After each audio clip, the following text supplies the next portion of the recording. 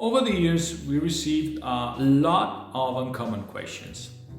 Some of them were very difficult to understand, taking a while to deep dive with our clients and see what the real issue was. Few times we had the opportunity to handle very straightforward, uncomfortable questions, and here's some we got in 2021. Well, unlike what happens in other countries such as United States, for example, in Italy to be on trial to prison, it's necessary to evade taxes just above a certain amount. The average sanction received for errors or omissions is usually of a minor nature. However, this should not come as an invitation to deal superficially with this subject. Some taxpayers have received tax notices of several €100,000.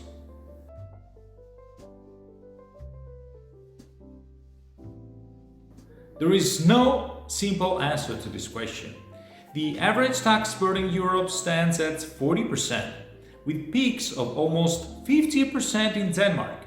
In general, Italian progressive rates can definitely carry a burden over 35%, which is why it is necessary to evaluate the possession of the requirements and their application in any case of tax benefit before becoming fiscally resident in Italy.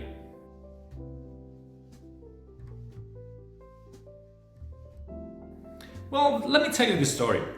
In January, a law firm and a consulting firm sent us an email, and both offer advertising professional services to expats community about visas and immigration process. They ask us if you're interested in lending our experience to their customers, and obviously we respond yes, as our mission is to share information and educate people. We also offer them to provide free tax guides and live question and answers for their audience.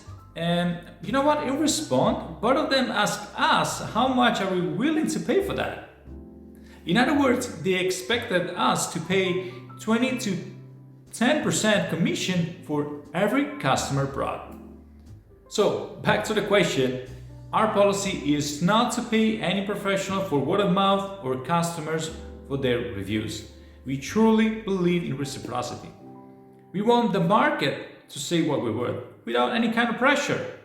If there is any financial commitment, how can you trust us?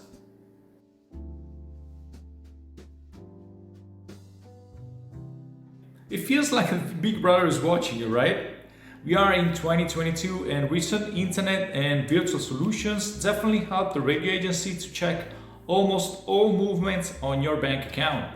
Input and output, expenses incurred and assets held, in Italy and abroad. Clients often ask, last year I didn't report an investment and you know what? To date I haven't received any audit. Well, maybe you're lucky, maybe you're right, maybe you won, or maybe they're just taking their time to catch you up, right?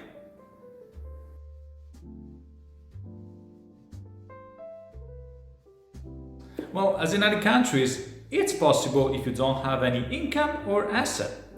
Regardless of your financial situation, it's risky to do it independently because in the event of audits, and almost all of them are automated by the way, penalties and interest can reset your financials to zero.